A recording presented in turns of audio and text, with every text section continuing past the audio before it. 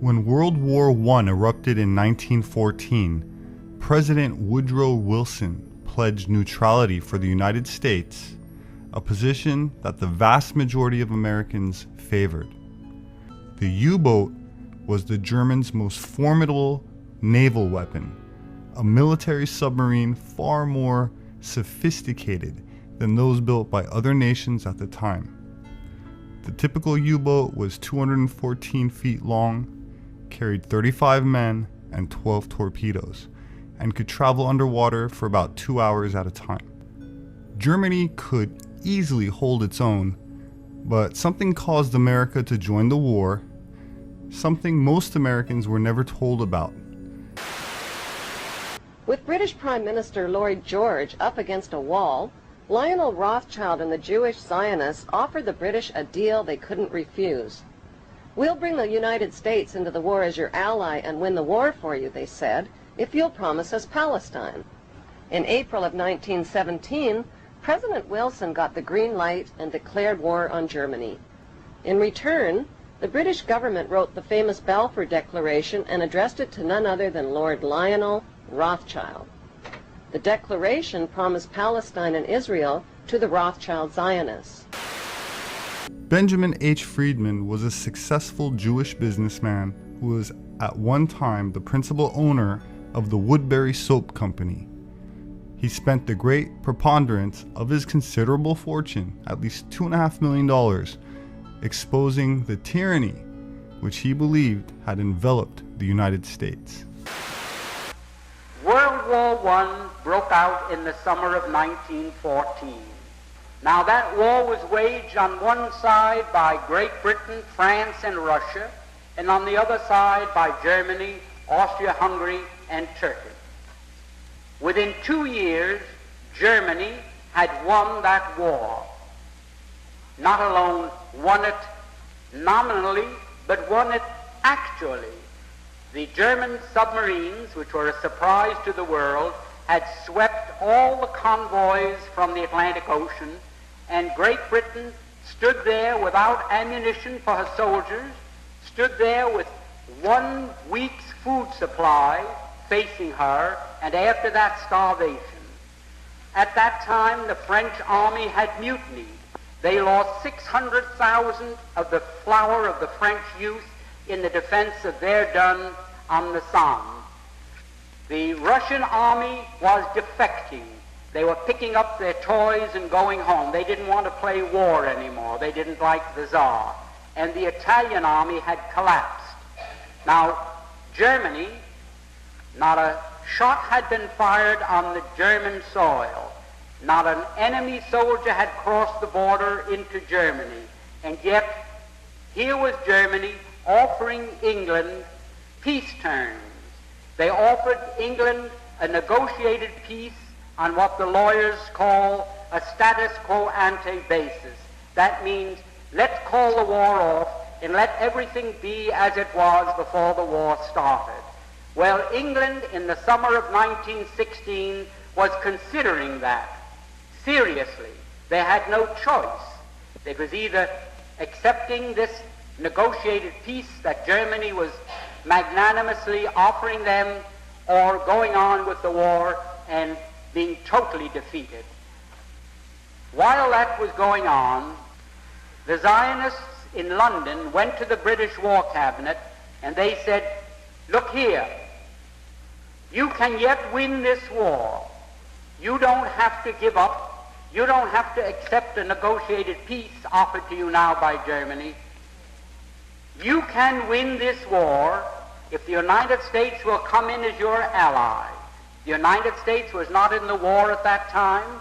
We were fresh, we were young, we were rich, we were powerful. And they told England, "We will guarantee to bring the United States into the war as your ally, to fight with you on your side, if you will promise us Palestine after you win the war." In other words, they made this deal.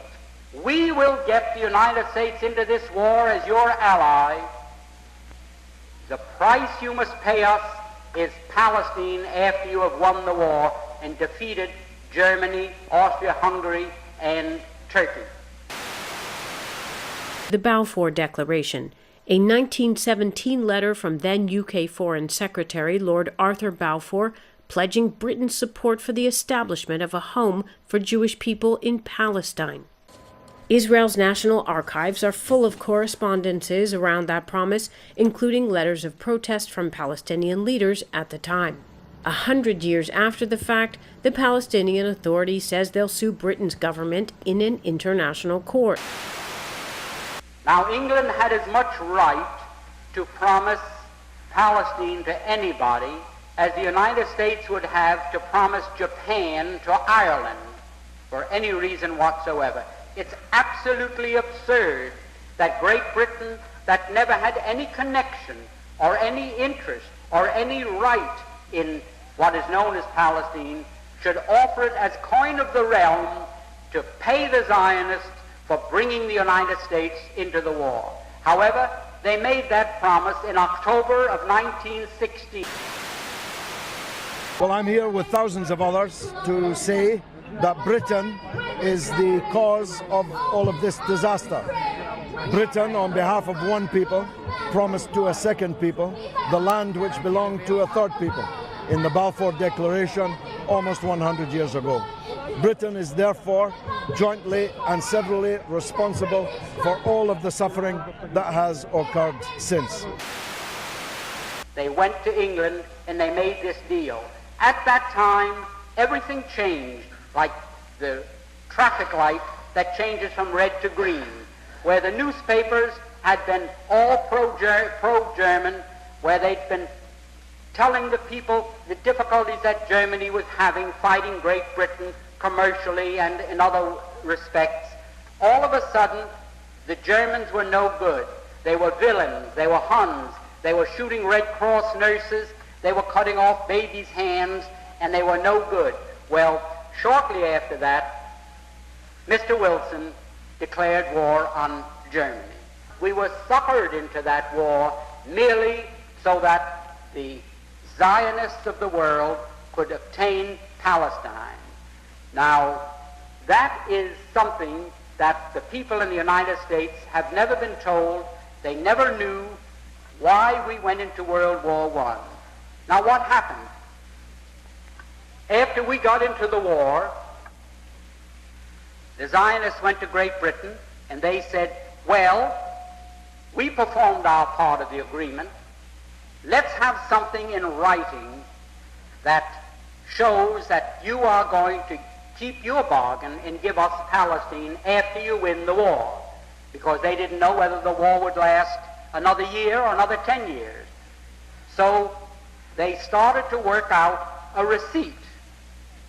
The receipt took the form of a letter, and it was worded in very cryptic language so that the world at large wouldn't know what it was all about. And that was called the Balfour Declaration.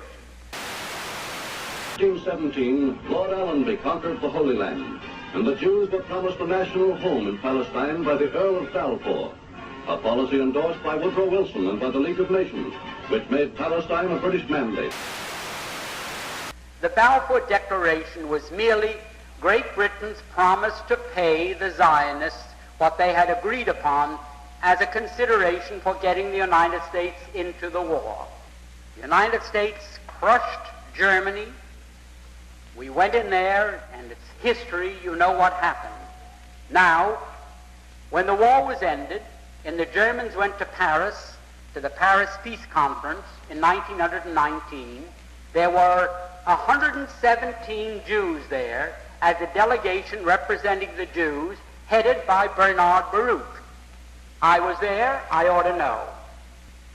The Jews at that peace conference, when they were cutting up Germany and parceling out Europe to all these nations that claimed a right to a certain part of European territory, the Jews said, how about Palestine for us? And they produced, for the first time, to the knowledge of Germans, this Balfour Declaration. So the Germans, for the first time, realized, oh, that was the game. That's why the United States came into the war. And the Germans for the first time realized that they were defeated. They suffered this terrific reparations that was slapped onto them because the Zionists wanted Palestine, and they were determined to get it at any cost. The Balfour Declaration was signed on behalf of the British government and mentions Lord Rothschild by name, requesting that he bring this declaration to the knowledge of the Zionist Federation. The Rothschild prominence in this historic situation cannot be understated, especially since it is the Rothschild family that eventually designed and financed the Knesset, Israel's parliament, including the pyramid with the eye and all the other occult symbology. The Rothschild family descended from Mayer Amschel Rothschild, who was born in what is now Frankfurt, Germany, and went on to establish a huge international banking empire. Through his 5 sons, Mayer Amschel Rothschild expanded his banking fortune, with his 5 sons each stationed at one of the major European financial centers: Frankfurt, London, Naples, Vienna, and Paris. In the 19th century, the Rothschild family were at the height of their powers, and they utilized this power by effecting some very significant events in human history in order to profit greatly from it. That said, you will not find a single mention of the name Rothschild in the Forbes list of 500 wealthiest people on earth, but they are clearly the richest family on earth, as well as one of the most corrupt.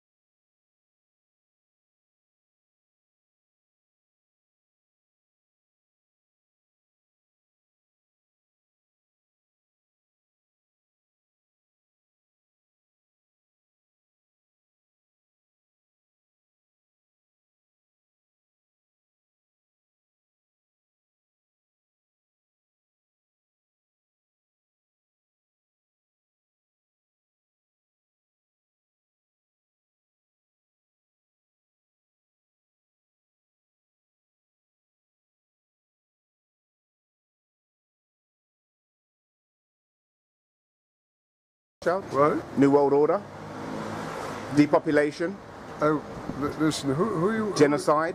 Who are you televising for? We just want to let you know the New World Order has no legitimacy. and that we as a people are not afraid, and we are waking up to the robber barons and the big banksters who are looting this economy with the Federal Reserve. Well,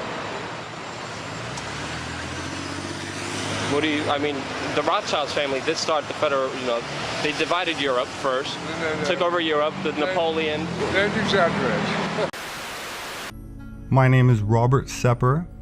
I'm an author and anthropologist, and would like to invite you to join me in awakening from a long amnesia.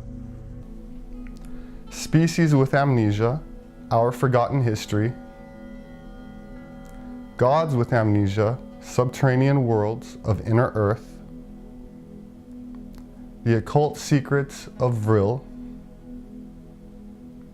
And 1666, Redemption Through Sin. I would like to thank my subscribers who share my posts, as I rely on word of mouth, and I appreciate all of the positive feedback, reviews on my books, and I thank you very much for listening.